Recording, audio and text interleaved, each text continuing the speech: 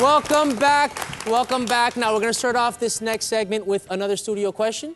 Go ahead. Hi, I'm Vanessa. Depending on who gets elected this year, how do you think that it's going to affect how we are as Americans perceived in the world?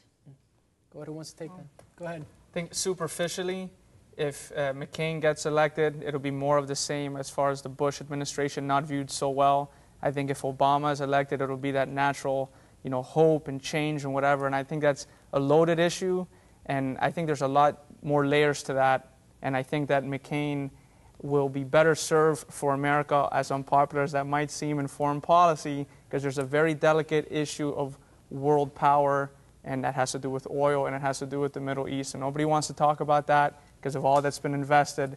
But if McCain isn't in that White House, there's going to be a lot of happy Iranians, and that's very dangerous for the country. Please respond, Malverde.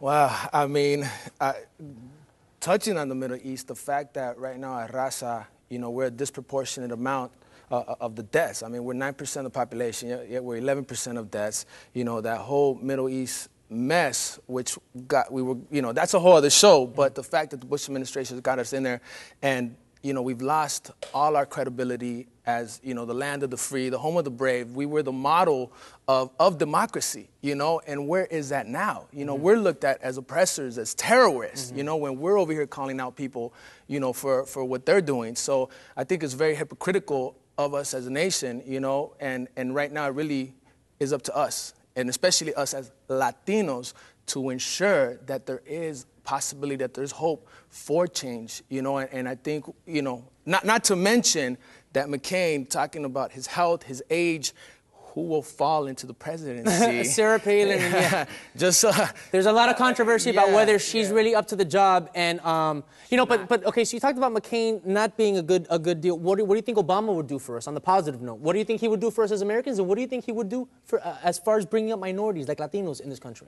Well, again, he is the product of the civil rights movement. That's what we fought for, and there he is in office, someone that's educated, which has been spun in the media as being, you know, something negative, to be like articulate, eloquent, to have served his community, you know, graduated from Harvard Law School and gone to South Chicago. I mean, you can't, you know, front on his resume. This was 20 years ago, you know, and bringing that into the White House, and as far as what he's bringing to people's outlook on us, you know, right now we're a target. You know, we need to really reevaluate our situation and come to the international scene in terms of foreign policy with a fresh start, you know? Now, as you can see, guys, within the Latino community, you know, countrywide, worldwide, there's different points of views.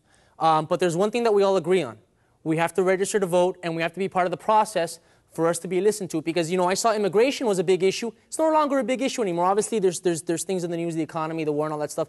But as it fell by the wayside, it seems like Latinos, in terms of the eyes of the campaign, fell by the wayside. So can you talk to us as part of Voto Latino, and as a contributor to MSNBC? I mentioned CNN before. I just want to correct that. You've been on CNN because I've seen you. Talk to us about the importance of Voto Latino and how Latinos can register to vote and become part of the process. I mean, Voto Latino is literally 98% volunteer run, and I think that is a testament that we own it, we feel it, and it's a movement. So first of all, we always need volunteers, and you can learn more about Voto Latino at www.votolatino.org. You can register, you can become a friend on MySpace, on Facebook, put a voter registration button, and disseminate it, because really we have to own it. Because if no one's going to come knocking on our door saying, hey, I want to change your community, we have to change our community. And whether it's, you know, whether it's Barack, whether it's John McCain, we have to own it and say, you know what, we put you in the White House, you work for us, and this is how you get done. And that's the most important thing, you guys. It has to come from us. So. Well said. Well said. Now, leaving on the final note, I just want to ask the three of you, and just make this really short and succinct, what campaign do you think is endearing themselves more to Latinos? Which one?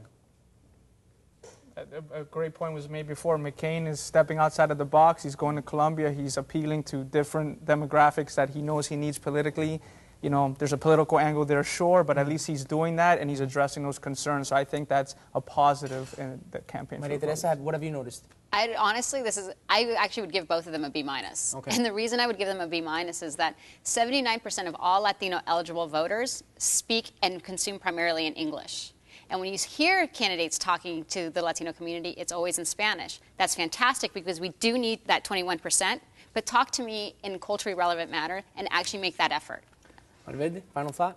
You know, I just think that, you know, you have to look at the track record, at third party's track record, and decide accordingly. You know, at the end of the day, you know, people are going to have their own perspectives, but like you commented, I mean, it's the process, getting involved, you know, and making your voice heard, you know. Absolutely. Guys, I want to thank this amazing panel. I want to thank the studio audience. I want to thank LATV for putting this on. This is very important. The most important thing is for us to be involved, register to vote. You still got some time. Let's be part of the process and let our voices be heard. Thanks a lot, guys. That's it for today. See you in 4 years. This is a little spoken word that I've been sharing with all my raza. Hopefully nos mueve. It's called Raza por todos lados. Hay raza por aquí, raza por allá, raza por todos lados, no nos para nada. Tenemos un problema, un dilema, el sistema ya no sirve y cuando algo ya no sirve, pues se arregla. Pa' todo padre, madre, hijo, hija, abuelito, abuelita, mi primito, mi primita, sobrinita, Lía, el día va a llegar cuando el mundo va a ser tuyo, pero no te lo voy a entregar con tanto barullo. Hay guerra en el Medio Oeste, en vano muriendo mi gente, sin planes de salir no le hace que tanto nos cueste, transeando gasolina como coca heroína, sangrando ya sin vida, cuánta raza más perdida. Cuando esto termina, casi $5 el galón, ya ni chinga. Pero ¿saben qué? Hay raza por aquí, raza por allá, raza por todos lados, no nos para nada. Sí se puede.